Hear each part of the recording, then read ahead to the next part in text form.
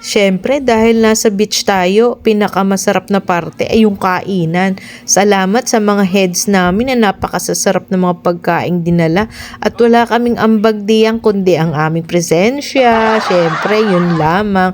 At busog na busog talaga kami sa mga pagkaing native na nabigay at nadala nila dito sa aming pa-outing na to. Talaga naman, napakaswerte namin sa aming mga heads at napakasarap na magkain dinala at may pasyaron pa. And then, syempre, after ng pagkain namin, kailangan mo naman maglaro para naman mahulaw ba ang tiyan, mayugyug ba? Kasi sobrang busog eh. So, eto na nga, nag-start ng palaro ang aming mga madam, ang aming unit head na si Irna ay nagpalaro ng isang masayang palaro na kami ang nanalo dahil sa pag-iindak-indak na iyan. Abi kasaya ng aming palarong yaan.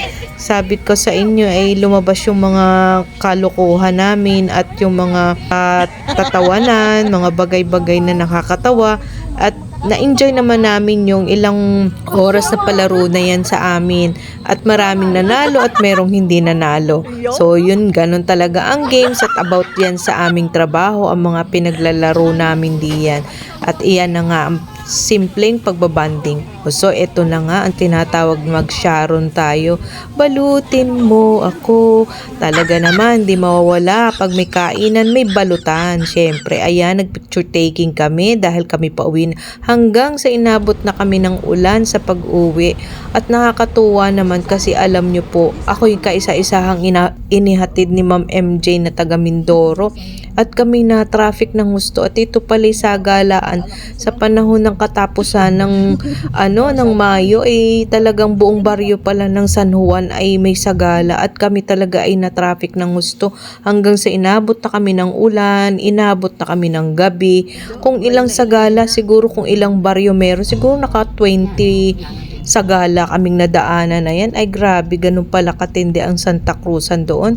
At ito na nga, inabot na kami ng gabi pagdating namin ng Lipa kasi hatid ako ni Ma'am MJ sa terminal ng mga bus dahil ako'y pa Manila. Kaya napaka-thankful ko kay Ma'am MJ dahil kahit gabi na at pagod na siya, talagang inihatid pa niya ako sa terminal. Medyo marami rin kami inihatid niya, bali 4 kami. So ako yung huling-huling inihatid niya at saka yung isang kasama namin na lalaki. Ito na nga at binabaybay na namin yung papuntang SM dahil doon ang terminal ng mga bus papuntang Manila. So yung mga kasama ko ay umuwi na ng Batangas Pier at sila ay diretso ng Calapan. Ako lang yung nabukod sa kanila kaya ako din lang yung hinatid ni Ma'am MJ dito sa terminal. So eto, inabot na kami ng ulan at medyo gabi na to, siguro magna 9 o'clock na. So sabi nga ni Ma'am MJ, kapag di ka nakasakay ay tawagan mo ako at susunduin kita. Thank you Ma'am MJ at ako inihatid mo. At ito, nandito na ako sa may DLTB papuntang LRT Buendia ang sasakyan ko. So yun lang, maraming salamat sa panonood. Thank you for watching. Bye bye.